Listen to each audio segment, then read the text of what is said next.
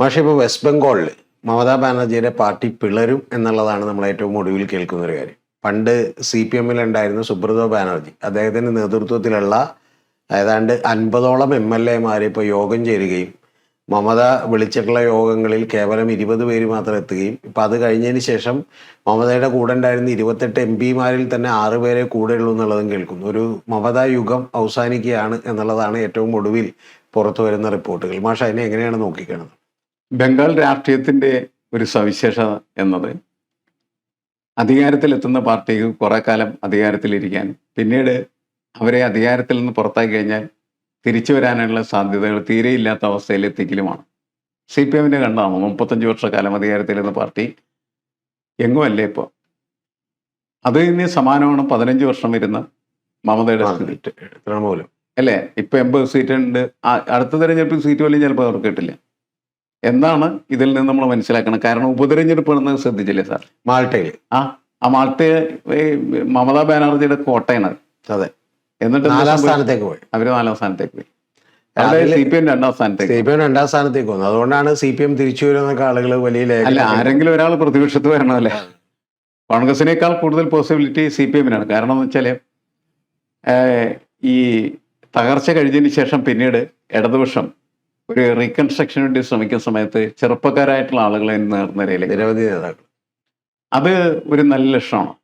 ചെറുപ്പക്കാർക്ക് മാത്രമാണ് അതാത് കാലത്തെ രാഷ്ട്രീയ പ്രശ്നങ്ങളോട് സത്യസന്ധമായി പ്രതികരിക്കാനായിട്ടുള്ള ശേഷി ഉണ്ടാവുമല്ലോ. അവർ ഒന്നും മോഹിച്ച് വരുന്നവരല്ല. അവർ രാഷ്ട്രീയത്തിന് വേണ്ടി വരുന്നതാണ്. അവർ രാഷ്ട്രീയമാണ് മുന്നോട്ട് വെക്കുന്നത്. അപ്പം അതുകൊണ്ട് അവർക്കൊരു ചെറിയ പോസിബിലിറ്റി ഉണ്ട് എന്നാണ് ഈ സാധ്യത. അല്ല, അത് അപ്പൊ അവരുടെ പോസിബിലിറ്റീസ് ഒക്കെ വിട്. കാരണം നമുക്കിപ്പോ ഗൗരവമായിട്ട് ചർച്ച ചെയ്യേണ്ടത് മമതാ ബാനർജിക്ക് എന്ത് സംഭവിക്കും എന്നുള്ളതാണ്. അല്ല, അതാണ് പക്ഷെ പറയുന്നത്. ഇപ്പൊ ഇതിൽ പ്രധാനപ്പെട്ട ഒരു കാര്യം എന്ന് പറയുന്നത്, ഇപ്പോഴും മമതാ ബാനർജിക്ക് ഈ തെരഞ്ഞെടുപ്പിൽ തോൽക്കുമ്പോൾ പോലും ഏതാണ്ട് 40.8% വോട്ടുകളുണ്ട്. അത് CPM-നും കഴിഞ്ഞ തവണ ഇതുപോലെ, അതായത് 2011 അധികാരത്തിലേക്ക് വരുന്നതിന് മുമ്പുണ്ടായതിനേക്കാൾ 8% വോട്ട് കുറഞ്ഞിട്ടാണ് അന്നും വോട്ടുകളുള്ളത്. അതുപോലെ തന്നെ ഇപ്പൊ 48% ഉണ്ടായത് കുറഞ്ഞിട്ടാണ് 40%ലേക്ക് മമതാ ബാനർജി വന്നിട്ടുള്ളത്. പക്ഷെ ബംഗാളിൽ മാത്രം കാണുന്ന ഒരു അവസ്ഥ എന്താണെന്ന് വെച്ചിട്ടുണ്ടെങ്കിൽ, ഒരു തെരഞ്ഞെടുപ്പിൽ നിന്ന് തോൽപ്പിക്കുകയല്ല ജനം ചെയ്യുന്നത്, പകരം ബംഗാളിൽ നിന്ന് തന്നെ രാഷ്ട്രീയ പാർട്ടി എന്നുള്ള നിലക്ക് പറഞ്ഞു വിടുന്നു എന്ന് പറയുന്ന ഒരു പ്രസക്തമായിട്ടുള്ള ഒരു കാര്യമാണ് അതിനകത്തുള്ളത്. അപ്പൊ അതുകൊണ്ട് ഇത് തീർച്ചയായിട്ടും നമുക്കറിയാം, 1947 മുതൽ ഏതാണ്ട് 20 കൊല്ലം കോൺഗ്രസ് ഭരിച്ചു. അതിനുശേഷം ഒരു 10 കൊല്ലവും കൂടി സഖ്യകക്ഷികളൊക്കെ ആയിട്ട് ഭരണം മുന്നോട്ട് പോയി. പക്ഷെ പിന്നീട് 77 മുതൽ 2011 വരെ 34 അടിയന്തരാവസ്ഥയായിരുന്നു മാർക്കിംഗ് ലൈൻ. സിദ്ധാർത്ഥ ശങ്കർ റേ എന്ന് പറയുന്ന ഒരു സ്വേച്ഛാധിപതി ഭരിച്ച് തീർത്ത് കൊടുത്ത് CPM-ന്റെ കൊടുക്കുകയാണ് ഇത്. മാഷ പറഞ്ഞ പോലെ ആ അടിയന്തരാവസ്ഥ 1977 അടിയന്തരാവസ്ഥ കഴിഞ്ഞ സമയത്ത്, അത് കഴിഞ്ഞിട്ട് 34 കൊല്ലം CPM ഭരിച്ചു. പിന്നെ CPM ഇല്ലാതായി. പിന്നെ അതിനുശേഷം ഇപ്പൊ നമുക്കറിയാം, മമതാ ബാനർജിക്ക് 15 കൊല്ലം കൊടുത്തു. ഇനി എനിക്ക് തോന്നുന്നത് BJP-ക്ക് ഒരു 15 കൊല്ലം കൊടുത്തിട്ട് BJP-യിൽ ഇനി കളയോ എന്നുള്ളത് നമ്മൾ കാത്തിരുന്ന് കണ്ട ഒരു കാര്യമാണ്. അല്ല, അതിൻ്റെ അകത്ത് കാണുന്ന അത് BJP-ക്ക് ശ്രദ്ധിക്കേണ്ട ഒരു കാര്യം ഇപ്പൊ നടക്കുന്ന സംഭവങ്ങളിലുണ്ട് ശരിക്കും പറഞ്ഞു. അതായത് BJP ഇപ്പോൾ ഒരു സംശയത്തിലാണ് ശരിക്കും. BJP-യുടെ നമ്മുടെ ഓപ്പറേഷൻ ലോട്ടസ് എന്ന് പറയുന്ന, ഓപ്പറേഷൻ താമര എന്ന് പറയുന്ന പ്രക്രിയ അനുസരിച്ചാണ് ഇപ്പോൾ ഈ വിമതരായി നിൽക്കുന്ന MLA-മാരെ എന്ത് ചെയ്യാം, ഒറ്റയടിക്ക് BJP-യിലേക്ക് കൊണ്ടുപോകാം. പക്ഷെ പശ്ചിമ ബംഗാളിലെ BJP-ക്കാർക്ക് അതിൽ താല്പര്യമില്ല. എന്നാൽ ഡൽഹിയിലുള്ള BJP-ക്ക് അതിൽ താല്പര്യമുണ്ട് തന്നെ. കാരണം 2 കാര്യങ്ങളുണ്ട്. ഒന്ന്, പാർലമെന്റിൽ അവർക്ക് ഇതിന്റെ കൂടെ നിൽക്കുന്ന കുറെ MP-മാരെയും കൂടി ചിലപ്പോൾ കിട്ടിയേക്കാം. രണ്ടാമത്, രാജ്യസഭയിലേക്ക് കുറച്ച് അംഗങ്ങളെ ബംഗാളിൽ നിന്ന് കൂടുതൽ കൊണ്ടുവരാനായിട്ട് കഴിയും. ഇതാണ് അവരുടെ ലക്ഷ്യം. പക്ഷേ പശ്ചിമ ബംഗാളിലെ BJP-ക്ക് അറിയാം ഇതിന്റെ കൂടെ നടക്കുന്ന ആളുകൾ മുഴുവൻ ആരാണ്, ഗുണ്ടകളാണ്. ഇപ്പൊ കഴിഞ്ഞ ദിവസം അവിടെ ഒരു സ്കൂളിന്റെ മൈതാനത്ത് എന്ത് ചെയ്തു, ആളുകളെ വിളിച്ചുകൂട്ടി വാങ്ങിച്ച കാശ് തിരിച്ചു കൊടുക്കുകയാണ്. ഗുണ്ടാപ്പിരിമാടുത്തിരുന്നത് തിരിച്ചു കൊടുക്കുന്നു. കാരണം എന്താണെന്ന് വെച്ചിട്ടുണ്ടെങ്കിൽ സർക്കാരിൻ്റെ പല പദ്ധതികളും നടപ്പിലാക്കാൻ വേണ്ടിയിട്ട് തൃണമൂൽ കോൺഗ്രസിന്റെ നേതാക്കൾ എന്ത് ചെയ്യുന്നു, ഓരോരുത്തരും പണം വാങ്ങുകയാണ്. കേരളത്തിൽ നമുക്ക് അതിനെക്കുറിച്ച് ആലോചിക്കാൻ പറ്റില്ല. സർക്കാരിന് ഇപ്പോൾ ലൈഫ് മിഷനിൽ ഒരു വീട് കിട്ടി. ആ വീടിന് ഒരു 5000 രൂപ പോലും കൈക്കൂലി വാങ്ങിച്ചു കഴിഞ്ഞിട്ടുണ്ടെങ്കിൽ വാങ്ങിച്ച രാഷ്ട്രീയ നേതാവിനെ ആളുകൾ ഓടിച്ചിട്ട് തല്ലു. മറ്റിടത്ത് അങ്ങനെയല്ല. അത് 5000, 10000, 15000, 25000 ഒക്കെ ആയിട്ട് ഇങ്ങനെ ഒരുപാട് പൈസ അവർ വാങ്ങിച്ചുകൊണ്ടിരിക്കുകയാണ് ചെയ്യുന്നത്. ഇപ്പൊ ഭരണം നഷ്ടപ്പെട്ടു, അതൊന്നും ഇനി നടത്തി കൊടുക്കാനായിട്ട് പറ്റില്ല എന്നുള്ളതിന്റെ പേരിൽ നിങ്ങൾ തന്ന കാശ് തിരിച്ചു പിടിച്ചു എന്ന് പറഞ്ഞ് വളരെ സത്യസന്ധമായിട്ട് ആ കാശ് ആൾക്കൂട്ടത്തെ വിളിച്ചുകൂട്ടി കൊടുത്ത കാര്യമാണ് നമ്മൾ കേൾക്കുന്നത്. അപ്പൊ ഇതൊരു ഗുണ്ടാ ഭരണമാണ്, ഗുണ്ടാരാജ്. ആ ഗുണ്ടാരാജ് ഇനി എന്ത് ചെയ്യും? BJP-യിലേക്ക് മാറാം. ഇതാണ് BJP-യുടെ ഭയം എന്ന് പറയുന്നത്. കാരണം CPM കുറെ കാലം, ആദ്യത്തെ ഒരു ജ്യോതി ബസുവിന്റെ ആദ്യത്തെ കാലങ്ങളിൽ എന്ന് പറഞ്ഞിട്ടുണ്ടെങ്കിൽ CPM-ന്റെ ഭരണം വളരെ നല്ല ഭരണമായിരുന്നു. അത് ജനകീയമായിരുന്നു, ജനങ്ങൾക്ക് വളരെ സ്വീകാര്യമായിരുന്നു. പിന്നീട് ആ ഭരണം എന്ന് പറയുന്നത് ഗുണ്ടകളുടെ കൈകളിലേക്ക് എത്തിച്ചേരുകയും ആ രാജ്യം അല്ലെങ്കിൽ ആ സംസ്ഥാനം എന്ന് പറയുന്ന ഒരു ഗാങ്സ്റ്റർ സ്റ്റേറ്റ് ആയിട്ട് മാറി. പിടിച്ചുപറിക്കാരെയും കൊള്ളക്കാരനെയും ഒരു സംസ്ഥാനമായിട്ട് മാറിത്തീരുകയാണ് ചെയ്യുന്നത്. അതിലുണ്ടായിരുന്ന ഗുണ്ടകളാണ് കൂട്ടമായിട്ട് എന്ത് ചെയ്യുന്നത്? CPM തോറ്റു കഴിഞ്ഞ സമയത്ത് മമതാ ബാനർജിയുടെ കൂടെ പോയത്. പിന്നീട് അവരുടെ ഭരണമായിരുന്നു.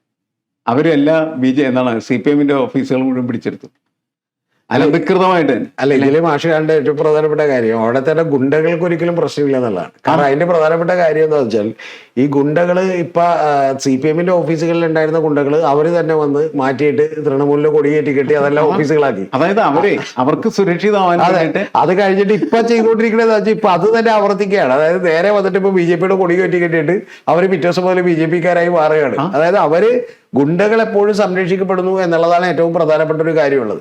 ഇതില് എന്നെ അത്ഭുതപ്പെടുത്തിയ ഒരു കാര്യം എന്ന് പറഞ്ഞാൽ, ഈ ഗുണ്ടകൾ മാറുന്നു എന്ന് മാത്രമല്ല, യഥാർത്ഥത്തിൽ പലപ്പോഴും പിന്നെ അവരുടെ പഴയ നേതാക്കൾ അവർ ഓടിച്ചിട്ടടിക്കുകയാണ്. ഇപ്പൊ അഭിഷേക് ബാനർജിയെ തല്ലുന്നത് നമ്മൾ കണ്ടു.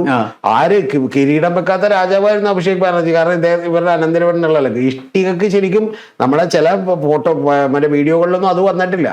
യഥാർത്ഥത്തിൽ അദ്ദേഹത്തെ ഇഷ്ടിക കൊണ്ട് അടിക്കുകയാണ് ചെയ്യണം. എന്നിട്ട് ചീമോട്ട എറിഞ്ഞിട്ട് ഹെൽമറ്റ് വെച്ചിട്ട് രക്ഷപ്പെടുകയാണ് ചെയ്തിട്ടുണ്ടായത്. രണ്ടാമത്തെ കാര്യം എന്ന് വേറൊരു MP ഇതുപോലെ താഴെ കിടന്നിട്ട് അടികൊള്ളുകയാണ്. ഇതെല്ലാം കഴിഞ്ഞതിന് ശേഷം ഹോസ്പിറ്റലിൽ കൊണ്ടുപോയിട്ട് മമതാ ബാനർജി വന്ന് സൂപ്രണ്ടിന്റെ കുത്തിന് പിടിക്കുകയാണ്. കാരണം ചികിത്സ കൊടുക്കാൻ, കാരണം ഹോസ്പിറ്റലുകാരോട് ചികിത്സ കൊടുക്കാനായിട്ട് തയ്യാറാകത്തില്ല. എനിക്ക് എപ്പോഴും തോന്നിയിട്ടുള്ള ഒരു കാര്യം എന്താണെന്ന് അറിയുമോ? പക്ഷെ അവിടെ യഥാർത്ഥത്തിൽ നടക്കുന്നത് തെരഞ്ഞെടുപ്പാണോ അതോ യുദ്ധമാണോ നമുക്ക് തോന്നാറുണ്ട്. ഈ യുദ്ധത്തിലൊക്കെ ആകുമ്പോൾ ഒരു രാജാവ് മാറിയിട്ട് വേറൊരു രാജാവ് വന്നാൽ പിന്നെ മറ്റവരെ തുറുക്കിലടക്കുക അല്ലെങ്കിൽ അവർ ഇല്ലാതാക്കാതല്ല. ഇത് ഏതാണ്ട് അതേപോലത്തെ തന്നെ ഒരു സിറ്റുവേഷൻ ആണ് അവിടെ ഉണ്ടാകുന്നത്. അപ്പൊ അതില് മാഷ് പറഞ്ഞ പോലെ ഇനി BJP-യിലും സംഭവിക്കാം. ഇപ്പൊ സുവേന്ദു അധികാരി അധികാരത്തിൽ വന്നതിന് ശേഷം കുറച്ച് കാര്യങ്ങളുണ്ട്. ഇതിലുള്ള ഏറ്റവും പ്രമുഖമായ ചോദ്യം എന്ന് പറയുന്നത് 30% വരുന്ന ഒരു വോട്ട് ബാങ്ക് ഉണ്ട്. ആ വോട്ട് ബാങ്ക് എന്ന് പറയുന്നത് മുസ്ലിം കമ്മ്യൂണിറ്റിയാണ്. ആ മുസ്ലിം കമ്മ്യൂണിറ്റി ഒരു കാരണവശാലും തന്നെ അത് അടുത്തവണ BJP-ക്ക് വോട്ട് ചെയ്യുമെന്ന് നമുക്ക് വിചാരിക്കാൻ വയ്യ. BJP-ക്ക് വോട്ട് ചെയ്യില്ല അവർ. അപ്പൊ പിന്നെ അവരെങ്ങോട്ട് പോകും എന്നുള്ളതിനെ ആശ്രയിച്ചാണ് അവിടെ ഒരു പ്രതിപക്ഷത്തിന്റെ ഉദയം പോലും. അതില് നേരത്തെ പറഞ്ഞ CPM-ന്റെ ഒരുപാട് ചെറുപ്പക്കാരായിട്ടുള്ള നേതാക്കൾ വന്നു. ആ നേതാക്കളോട് ജനത്തിന് ഭയങ്കര ഇഷ്ടമുണ്ട്. കാരണം എന്താ വെച്ചാൽ അവിടെ വന്നാൽ ആകെ കിട്ടാനുള്ളത് അടിയാണ്, വേറൊന്നും കിട്ടാനില്ല. അപ്പൊ അതുകൊണ്ട് അങ്ങനെ ഒരു ഭരണത്തിന്റെയോ ഒരു ഗുണമോ ഒന്നും കിട്ടാതെ കേന്ദ്രത്തിലുമില്ല ബംഗാളിലുമില്ല ഒരു സ്ഥലത്തും ഭരണമില്ല. അപ്പൊ അവര് വളരെ നിസ്വാർത്ഥമായി വരുന്നു. അവരെ കേൾക്കാൻ കഴിഞ്ഞ ലോക്സഭയിൽ 2 ലക്ഷക്കണക്കിന് ആളുകളൊക്കെ വന്നിരുന്നു. പക്ഷെ അത് വോട്ടാക്കി മാറ്റാൻ അവർക്ക് കഴിഞ്ഞില്ല.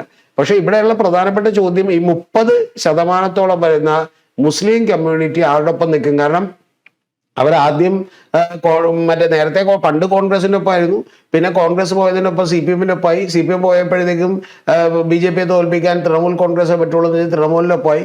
ഇപ്പൊ യഥാർത്ഥത്തിൽ തൃണമൂലും കൂടി തകർന്നു പോയാൽ പിന്നെ അവർ ആരുടെ ഒപ്പം നിൽക്കും, എന്തായിരിക്കും അവരുടെ സ്റ്റാറ്റസ് എന്നുള്ളതാണ് ഏറ്റവും പ്രധാനപ്പെട്ട കാര്യം. ബംഗാളിന്റെ രാഷ്ട്രീയം ഷിഫ്റ്റ് ചെയ്യുന്നതിൽ ഈ മുസ്ലിം വോട്ടുകൾ പ്രധാനപ്പെട്ടതാണ്. ഈ CPM-ന്റെ അവസാന കാലത്ത് ചില മുസ്ലിം ചെറുപ്പക്കാർ ഒക്കെ തല്ലിക്കൊല്ലുകയൊക്കെ ചെയ്തിട്ടുണ്ട്. അതെ അതെ, അത് ആണ് വലിയ തിരിച്ചടിയായിട്ട് മാറുകയും ആ വിഷയത്തെ അതുപോലെ തന്നെ ഈ സിന്ദൂരിലും നന്ദിഗ്രാമിലും ഒക്കെ മുസ്ലിം സമൂഹത്തിന് വലിയ രീതിയിൽ അക്രമം നേരിടേണ്ടി വന്നിരുന്നു. അതുകൊണ്ടാണ് അവർ കൂട്ടമായിട്ട് എന്ത് ചെയ്യുന്നത്, എതിർക്കാൻ തീരുമാനിക്കുന്നത്. ഇപ്പോൾ സ്ഥിതി എന്ന് പറഞ്ഞാൽ CPM-ന്റെ അവിടുത്തെ സ്ഥിതി എന്ന് പറഞ്ഞാൽ തല്ലുകൊള്ളുന്നവരുടെ പാർട്ടിയാണ്, പ്രതിരോധിക്കുന്ന പാർട്ടിയാണ്, ഏതെങ്കിലും കോസിന് വേണ്ടി നിലനിൽക്കുന്ന പാർട്ടിയാണ്, അപ്പൊ ജനങ്ങളോടൊപ്പം നിൽക്കുന്ന പാർട്ടി. അതുകൊണ്ട് വേണമെങ്കിൽ എന്ത് ചെയ്യാം, ഈ 30% വരുന്ന ആൾക്കൂട്ടത്തിന് അവരുടെ കൂടെ വേണമെങ്കിൽ ചേരാം. എന്തായാലും ആൾക്കൂട്ടം മൊത്തമായിട്ടാണ് അങ്ങോട്ടും ഇങ്ങോട്ടും ഷിഫ്റ്റ് ചെയ്യുന്നത് ബംഗാൾ. അല്ല, അല്ലെങ്കിൽ അവിടെ വേറെ ഏതെങ്കിലും ഒരു ഫോഴ്സ് അവിടെ യഥാർത്ഥത്തിൽ ഉണ്ടാവണം. യഥാർത്ഥത്തിൽ ഇപ്പോൾ ഈ CPM-നെ കുറിച്ചുള്ള ഭരണവും അതിൻ്റെ വിശകലനത്തെ കുറിച്ചൊക്കെ ഡീറ്റെയിൽ ആയിട്ടുള്ള ഒരു ബുക്ക് ഞാൻ വായിച്ചപ്പോൾ ഒരു ആർട്ടിക്കിൾ അതുപോലെ ഇംഗ്ലീഷ് പത്രത്തിൽ വന്നത്. പക്ഷെ അറിയേണ്ടത് യഥാർത്ഥത്തിൽ അവിടെ ഒരു അഗ്രികൾച്ചറായിട്ടുള്ള റവല്യൂഷൻ വളരെ ഗംഭീരമായിട്ട് CPM-ന്റെ കാലത്ത് നടന്നിരുന്നു. വലിയ കാർഷിക പുരോഗതിയൊക്കെ ഉണ്ടായിരുന്നു. പക്ഷേ ഇൻഡസ്ട്രിയൽ റവല്യൂഷൻ നടക്കാതെ പോയി. അപ്പോൾ ഇൻഡസ്ട്രിയൽ റവല്യൂഷൻ നടക്കാതെ പോയതുകൊണ്ട് ആളുകൾക്ക് തൊഴിലില്ല, വലിയ ദുരിതമാണ് എന്ന് മനസ്സിലാക്കിയിട്ട് ഇൻഡസ്ട്രിയൽ ഗ്രോത്തിന് വേണ്ടിയിട്ടാണ് ഈ മറ്റേ ചാറ്റയുടെ ഭൂമിയൊക്കെ കൊണ്ടുവരുന്നത്, ആളുകൾ കൊണ്ടുവരുന്നതൊക്കെ തന്നെ. പക്ഷെ അത് വലിയ തിരിച്ചടിയായി CPM മാറിയൊന്ന്. രണ്ടാമത്തത് എന്നെ എപ്പോഴും അല്ല, അവിടെ അതിൻ്റെ അകത്ത് ശ്രദ്ധിക്കേണ്ട പ്രശ്നം എന്ന് വെച്ചാൽ നന്ദിഗ്രാമിൽ സിന്ദൂരിലൊക്കെ വലിയ കെമിക്കൽ ഫാക്ടറിയും അതേപോലെ തന്നെ കാർ ഫാക്ടറി വരുന്നുള്ളത് ശരിയാണ്. ഇന്തോനേഷ്യയിൽ എന്താണ് കമ്മ്യൂണിസ്റ്റുകാരെ കശാപ്പ് ചെയ്ത ആളുടെ ഉടമസ്ഥയിലൊക്കെ ഉള്ള കെമിക്കൽ ഫാക്ടറി ഒക്കെ ഉള്ള വന്നത്. ആ രീതിയിലും പെട്ടെന്ന് പൊളിറ്റിക്കലായിട്ട് തിരിച്ച്. പക്ഷെ ജനങ്ങൾ പ്രതിഷേധിക്കാൻ തുടങ്ങിയപ്പോൾ CPM എന്ത് ചെയ്യണമായിരുന്നു? അതെ, അവരുടെ പ്രതിഷേധം മനസ്സിലാക്കണമായിരുന്നു. അത് മനസ്സിലാക്കിയില്ല. അതിന് പകരം അവരെ വെടിവെച്ച് കൊല്ലുകയാണ് ചെയ്തത്. അങ്ങനെയാണ് പൊളിഞ്ഞ് പാളിസ. അതെ, അത് നേരിടുകയാണ് ചെയ്ത്. അതിൽ വലിയ തകരാറ് പറ്റി. അതല്ലേ. പക്ഷെ അതിൽ പോലും എനിക്കുള്ള ഒരു അത്ഭുതം എന്താണെന്ന് അറിയാം. ഇപ്പൊ സാധാരണ ഒരു വെസ്റ്റേൺ ആയിട്ടുള്ള ഒരുപാട് ഇൻട്രസ്റ്റുകളുള്ള ഒരു ഭരണകൂടമാണെങ്കിൽ അത് നടക്കുന്നതിൽ നമുക്ക് അത്ഭുതമൊന്നും തോന്നില്ല. പക്ഷെ ഇവിടെ യഥാർത്ഥത്തിൽ ഇപ്പൊ ശരിയാണ്, താഴേക്കിടയിലുള്ള ആളുകളൊക്കെ കറപ്റ്റായി വലിയ പ്രശ്നങ്ങളൊക്കെ ഉണ്ടാക്കി പോലും മാഷ്ക്കറിയാലോ, ജ്യോതി ബസുവിന് ശേഷം വന്നിട്ടുള്ള ആള് പോലും അദ്ദേഹത്തെ കുറിച്ച് അങ്ങനെ ഒരു ആരോപണം മുഖ്യമന്ത്രിയെ കുറിച്ചോ അല്ലെങ്കിൽ ബാക്കിയുള്ളവരെ കുറിച്ചോ. ബുദ്ധദേവ് ഭട്ടാചാര്യ എന്ന് പറയുന്നത് ഏറ്റവും നിസ്വാർത്ഥനായിട്ടുള്ള, സംഗീതം ആസ്വദിക്കുന്ന, സാഹിത്യം മനസ്സിലാക്കുന്ന, ഒരു രൂപയുടെ അഴിമതി, സംസ്കാരം എന്താണെന്ന് അറിയാവുന്ന മനുഷ്യനാണ്. അദ്ദേഹത്തെ കുറിച്ചൊരു അഭിപ്രായ വ്യത്യാസം ആർക്കും ഇല്ല. അഭിപ്രായ വ്യത്യാസം ഇല്ലായിരുന്നിട്ടുന്ന കാര്യം, അല്ലെങ്കിൽ മിക്കവാറും തന്നെ ബംഗാളിന്റെ ഒരു സാംസ്കാരിക കൾട്ടിന്റെ പ്രതീകമായിരുന്നു. അല്ല, ഞാനതാ. പക്ഷേ ഞാൻ എപ്പോഴും എന്നെ ഒരു ആലോചിക്കുന്ന ഒരു കാര്യം എന്ന് പറഞ്ഞാൽ, സാധാരണ ഒരു ഭരണകൂടം നശിക്കുന്നത് അതിന്റെ തലവൻ എപ്പോഴും മോശമാകുമ്പോഴോ അല്ലെങ്കിൽ പ്രശ്നത്തിലാകുമ്പോഴോ ഒക്കെയാണ്. പക്ഷെ ഇത് ബുദ്ധദേവ് ഭട്ടാചാര്യ അങ്ങനെയൊന്നും അല്ലാതിരുന്നിട്ടും വലിയ തോതിലുള്ള എതിർപ്പുണ്ടാവുകയും ഒരു ഭരണകൂടത്തിന്റെ നടപടികളാകെ തെറ്റിപ്പോവുകയും ചെയ്തു എന്ന് പറയുന്നത് വലിയൊരു അത്ഭുതമായിട്ടുള്ള ഒരു കാര്യമാണ്. നമ്മൾ ഈ ടോപ്പിക്കിലേക്ക് തിരിച്ചു വന്നാൽ യഥാർത്ഥത്തിൽ ഇപ്പോൾ ഈ അവിടെ നോക്കുന്ന ഏറ്റവും പ്രധാനപ്പെട്ട കാര്യം, ഒന്നുകിൽ ഇത്തരത്തിൽ പഴയ പാർട്ടികൾക്ക് ഏതെങ്കിലും ഒരു ചാൻസ് ഉണ്ടാവുമോ, അതോ ഇനി ഏതെങ്കിലും ഒരു പുതിയ ഫോഴ്സ് കൂടി രംഗത്ത് വരാനുള്ള സാധ്യതകൾ, അല്ലെങ്കിൽ ഒരു ഹോപ്പായി ഏതെങ്കിലും സാധ്യതകൾ ഉണ്ടോ എന്നുള്ളത് കൂടിയാണ് അവിടുത്തെ രാഷ്ട്രീയം ഇപ്പോൾ ചർച്ച ചെയ്യപ്പെടുന്നത്. ഒരു കാര്യം ഏതാണ്ട് ഉറപ്പായി കഴിഞ്ഞു, ഇനിയിപ്പോൾ മമതാ ദീദിയുടെ യുഗം ഏതാണ്ട് അവസാനിച്ചിരിക്കുന്നു. തൃണമൂൽ കോൺഗ്രസും ഒക്കെ ഇനി രക്ഷപ്പെടാനുള്ള സാധ്യതകൾ കുറവാണ്. ചില ആളുകളൊക്കെ പറഞ്ഞുകൊണ്ടിരിക്കുന്നത് 40% വോട്ടുണ്ട്. അതിലൊന്നും കാര്യമില്ല. കാരണം CPM ഇതുപോലെ 40%-ത്തിനടുത്ത് വോട്ടുണ്ടായിരുന്നു തോറ്റപ്പോൾ. പക്ഷേ അടുത്ത 5 കൊല്ലം കൊണ്ട് അത് മുഴുവൻ ഒഴുകി പോവുകയാണ് ചെയ്തിട്ടുള്ളത്. അപ്പൊ ഏതാണ്ട് പക്ഷേ നമുക്കങ്ങനെ ഈ മമതയെ എഴുതിത്തള്ളുന്നതിന് ഒരു പരിമിതി ഉണ്ടെന്ന് കരുതുന്ന ഒരാളാണ്.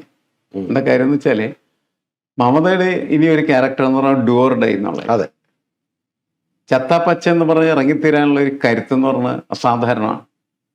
അപ്പോൾ എവിടെയും നേരത്തെ പറഞ്ഞില്ലേ, ഹോസ്പിറ്റലിൽ വേണ്ടത്ര ശുശ്രൂഷ ലഭിക്കാതിരുന്ന സമയത്ത് സൂപ്രണ്ടിനെ കുത്തിപ്പിടിച്ചെന്ന് പറഞ്ഞല്ലോ, മുണ്ടിന് കുത്തിപ്പിടിക്കുക അല്ലെങ്കിൽ അയാളെ ശരിപ്പെടുത്തുക എന്ന് പറഞ്ഞാൽ ആ ഒരു ക്യാരക്ടർ ഉണ്ട് മമതയിൽ. അതുകൊണ്ട് എപ്പോഴും വീറും വാശിയോടുകൂടിയുള്ള ഒരു പോരാട്ടത്തിന്റെ സ്പേസ് അവിടെ കിടക്കുന്നുണ്ട്. പക്ഷെ അവിടുത്തെ ഈ ഷിഫ്റ്റിംഗ് എന്ന് പറയുന്നത് അതിൽ മാത്രം ഒതുങ്ങി നിൽക്കുന്നതല്ല. അതുകൊണ്ട് നമുക്കത് അങ്ങനത്തെ ഒരു ഉറപ്പ് അക്കാര്യത്തിൽ പറയാനും പറ്റില്ല. എന്തായാലും വളരെ വ്യത്യസ്തമായിട്ടുള്ള ഒരു രാഷ്ട്രീയം ബംഗാളിൽ നിന്ന് നമുക്ക് പ്രതീക്ഷിക്കാം. ബംഗാളിന് ആവശ്യമുള്ള എന്താണെന്ന് വെച്ചാൽ സമഗ്രമായിട്ടുള്ള വികസനമാണ് ശരിക്കും.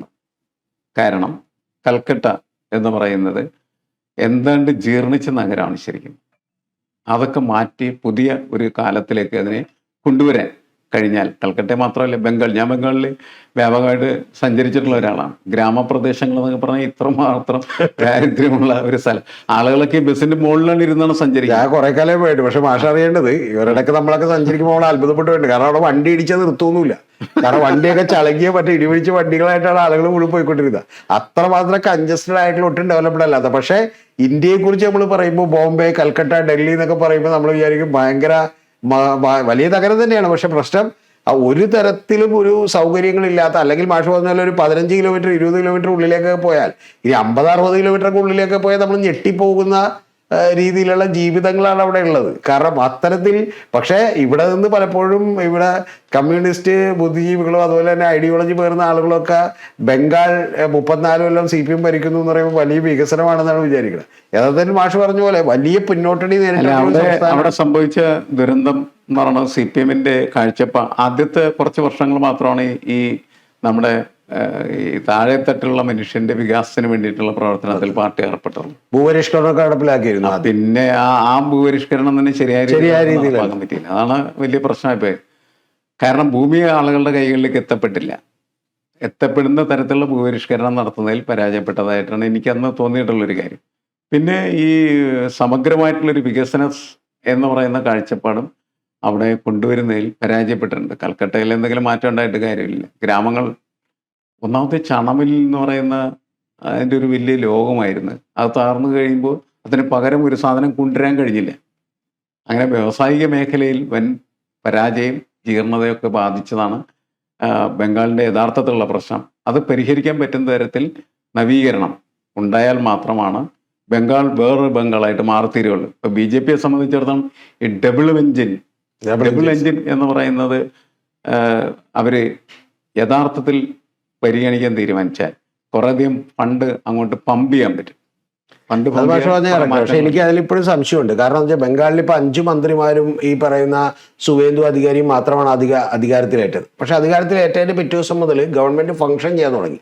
കാരണം മുഴുവൻ മന്ത്രിമാർ 10-14 മന്ത്രിമാര് മറ്റേ സത്യപ്രതിജ്ഞ ചെയ്ത് അധികാരം ഏറ്റെടുക്കുന്നതിന് മുമ്പ് ഗംഭീരമായിട്ട് അവർ വർക്ക് ചെയ്യാൻ തുടങ്ങി. ആ വർക്ക് ചെയ്തതിൽ പക്ഷെ ഏറ്റവും പ്രധാനപ്പെട്ട കാര്യം ഒന്ന് മറ്റേ ബംഗ്ലാദേശികളുടെ കേസടക്കമുള്ള മറ്റ് നിരവധി കേസുകൾ, അതായത് പൊളിറ്റിക്കലി അവർക്ക് നേട്ടമുണ്ടാക്കുന്ന കേസുകളിൽ അവർ നേരത്തെ എടുത്തു വെച്ച തീരുമാനം ഇംപ്ലിമെന്റ് ചെയ്യാനും നടപ്പിലാക്കാനും തയ്യാറാവുകയാണ് ചെയ്തിട്ടുള്ളത്.